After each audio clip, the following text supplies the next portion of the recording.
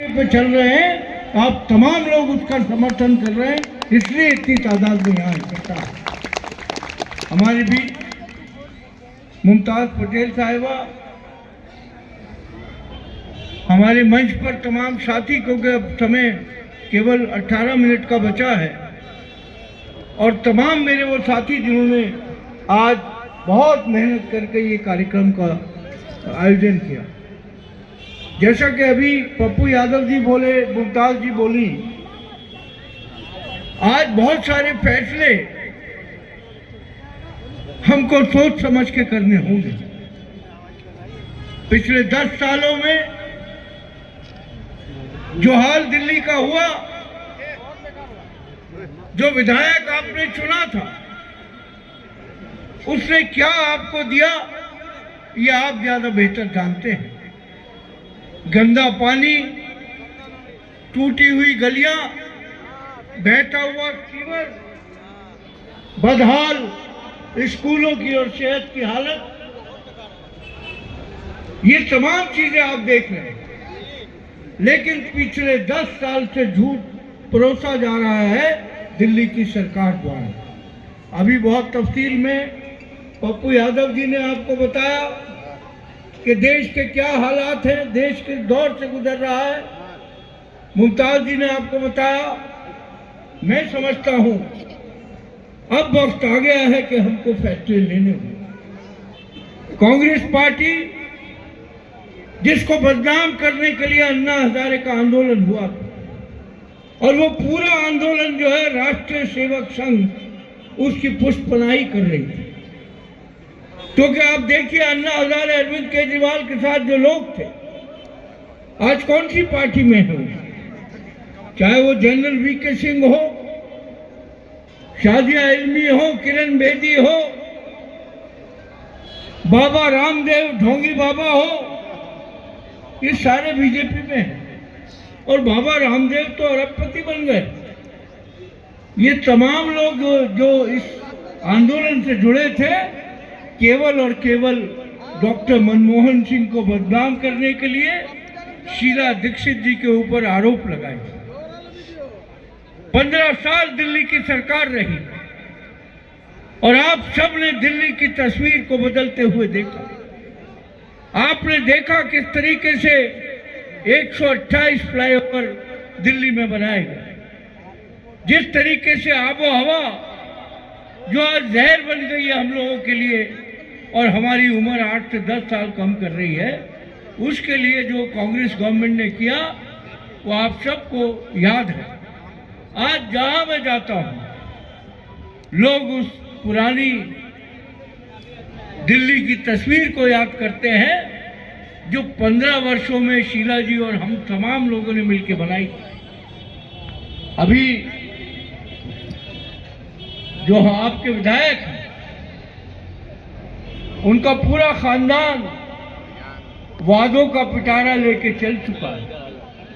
कुछ के हाथ पैर जोड़ रहे हैं और कुछ को धमका रहे हैं। मैं जानता हूं बहुत सारे लोग यहाँ हैं जो इस वक्त इस दौर से गुजर रहे हैं। लेकिन मैं आपको ये बताना चाहता हूं, हम उस पार्टी से ताल्लुक रखते हैं जिसने फिरका परस्तों से भी लड़ाई लड़ी है और भ्रष्टाचारियों से भी लड़ाई लड़ी है। आज हिंदुस्तान में अगर कोई एक आवाज है तो वो राहुल गांधी जी की आवाज है, जो इस देश के लोगों को एक रखना चाहते हैं। और इसलिए है कि आजादी के आंदोलन में हमारे बुजुर्गों ने कुर्बानियां दी, हमारे बुजुर्गों ने फांसी के फंदे चूमे, छाती पे गोलियां खाई, तब जाके ये हिंदुस्तान आजाद हुआ। लेकिन मोहन भागवत कहते हैं, जो आरएसएस के संघ संचालक हैं, वो कहते हैं हिंदुस्तान तो 2024 में आजाद हुआ। इसका मतलब ये है कि वो तमाम देश पे मर मिटने वालों की इससे ज्यादा उनकी बेअदबी और उनकी इंसल्ट नहीं हो सकती कि आप उन लोगों की कुर्बानियों को फरामोश कर रहे हैं। और अरविंद केजरीवाल भी उसी रास्ते पे। ईदगाह का किस्सा आपके सामने है।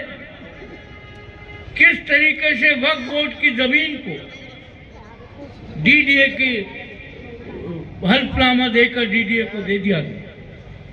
मैं भी वक्फ बोर्ड का चेयरमैन रहा हूं, मैं भी वक्फ का मंत्री रहा हूं। 20 बार इस तरह के प्रयास हुए कि जहां वो महारानी लक्ष्मीबाई की मूर्ति लगी है वो आरएसएस के लोग पार्किंग बनाना चाहते हैं।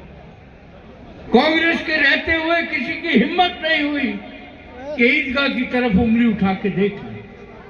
आज अरविंद केजरीवाल और भारतीय जनता पार्टी की साठगांठ पूरी ईदगाह के चारों तरफ डीडीए के बोर्ड लग गए हैं और वो ऐसा वक्त ना है कि कल आपसे कहें कि अगर ईदगाह में इज्तिमा के लिए जाना तो पास बनवाना हो। जो बच्चे उस कौमी स्कूल में पढ़ते हैं उनको पास बना के जाना होगा।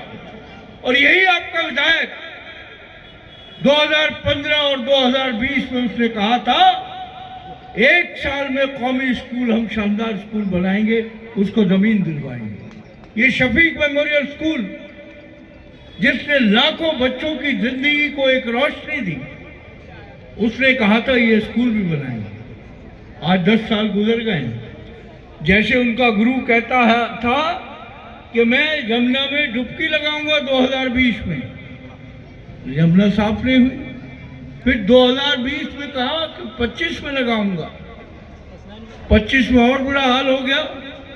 इनका जो मित्र है भारतीय जनता पार्टी का अध्यक्ष, वो बेचारा गलती से डुबकी लगाई आया, 5 दिन हॉस्पिटल में था।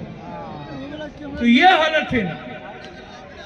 आज इस हिंदुस्तान में दलितों के लिए, अक़लियतों के लिए, पिछड़ों के लिए अगर कोई एक लीडर है जो आपका साथ दे रहा है और लीडर होकर साथ दे रहा है, वो है राहुल गांधी।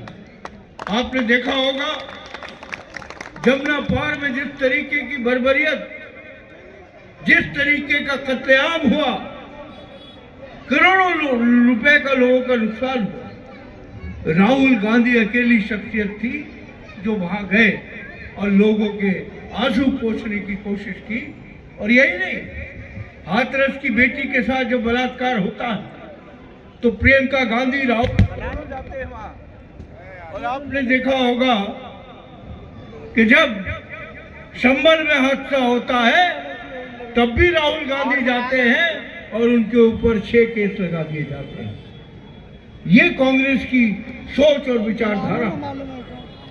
आपने देखा होगा अरविंद केजरीवाल ने ऐलान किया था कि मैं तमाम लोगों को मुआवजा दूंगा जो दंगा पीड़ित हैं। आज तक एक शख्स को 1 रुपया उसने नहीं दिया। यही साबित करता है कि भारतीय जनता पार्टी और अरविंद केजरीवाल और आम आदमी पार्टी का क्या रिश्ता है। हमसे पूछते हैं कि कांग्रेस जो है वो बीजेपी की मदद कर रही है।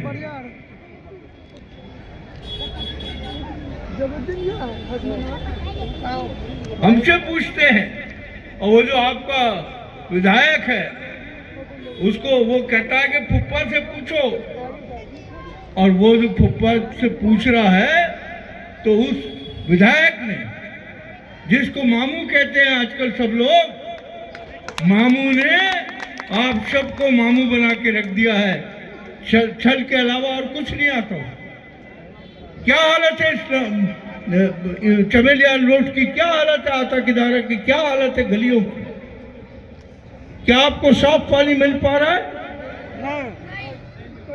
सीवर आपके यहाँ भरता नहीं है क्या? मुझे याद है इसी साल बरसात में ऐसा लग रहा था कि मैं किसी नदी किनारे खड़ा हूं जो फुटपाथ पे खड़ा। यह हालत इस इलाके की बना दी है।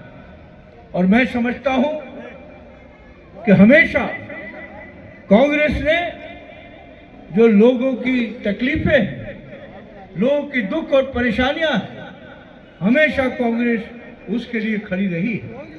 आप लोगों ने 5 मरतबा मुझको यहां से विधायक चुना और 2 बार आपने आम आदमी पार्टी का विधायक चुना। आज फैसले का दिन आने वाला है 5 तारीख। जो 10 साल में आपने देखा, सिवाय इसके कि यहाँ बल्ली महाराज में एक बड़ा बिल्डर माफिया विधायक की संरक्षण में चल रहा है, जिस तरीके से गरीब लोगों को कहा जाता तुम अपनी छतों में बिल्डिंग बना दूंगा। गांधी जी ने कहा था, सुभाष चंद्र बोस ने कहा था, तुम मुझे खून दो मैं तुम्हें आजादी दूंगा। यहाँ का विधायक कहता है तुम मुझे छत दो मैं बिल्डिंग बना दूंगा। यही हो रहा है इलाके में। मैं आप लोगों से कहना चाहता हूँ कि आने वाला वक्त हम इन तमाम चीजों को मद्देनजर रखते हुए कांग्रेस को आप लोग ताकत देंगे तो कांग्रेस वापस आएगी। और जो फिरका परस्ती का जहरीला माहौल है, जिस तरीके से भाई को भाई से लड़ाया जा रहा है, चलान के माध्यम से पब्लिक को लूटा जा रहा है दिल्ली के अंदर, चलान के माध्यम से पब्लिक को लूटा जा रहा है दिल्ली के अंदर। हाँ, एक और यहाँ भी वही मसला है, हमारे बल्ली महाराज में भी वही मसला है। बल्ली महाराज में अगर आप स्कूटर लेके बाहर निकल गए तो 20,000 रुपए का चालान है। इतना बड़ा गुनाह हो। पुराना शहर, पुरानी तहजीब। और अगर मैं कहूं तो मुबालगा नहीं होगा कि पुराना शहर एक छोटा हिंदुस्तान। पुराना शहर में अगर देखना है आपको, हिंदू, मुस्लिम, सिख, ईसाई, दलित, बौद्ध, जैन किस तरह भाईचारे और प्यार से रहते हैं।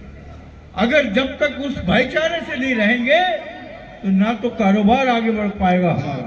आज क्या हाल है कारोबार का? तमाम मेरे व्यापारी भाई जिनकी दुकानें हैं, जितना वो कमाया करते थे उससे आधा रह गया। और उसकी वजह यह है कि अरविंद केजरीवाल ढोंग करता है कि मैंने बिजली बहुत सस्ती कर दी है। इन दुकानों जो दुकानदार हैं इनसे पूछिए कि इनके दिल पे और क्या गुजर रही है, कितने बड़े बड़े बिल इनको देने पड़े। कांग्रेस के टाइम में जो 60 दिन का बिल आता था, आज वो 28 दिन का बिल जो है उतना ही आता है जितना 60 दिन का बिल आता था। आज अगर आप गलती से बिजली का मीटर लेने चले गए तो ऐसा लगता है कि मीटर नहीं लगवाने आए हैं आप कोई जहाज खरीदने आए हैं।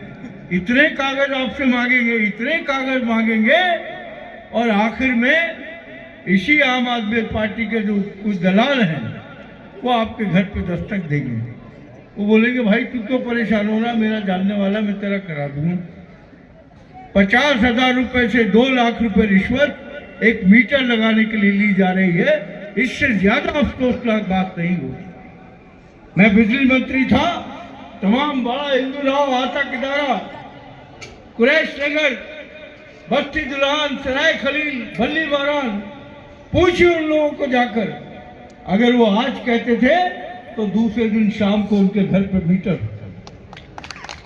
अगर कोई किसी का बिल आ जाता था चोरी का और वो इस काबिल नहीं होता था कि उसको पे कर सके, मैं उसको कह के 0 बिल करवाया करता था। आज कांग्रेस पार्टी 300 यूनिट बिजली फ्री देने का आपसे वादा किया, लेकिन उसमें सबसे बड़ी बात यह है कि जहां 301 होगा तो आपको पूरे 301 का बिल नहीं देना पड़ेगा, आपको केवल 1 यूनिट का बिल देना पड़ेगा।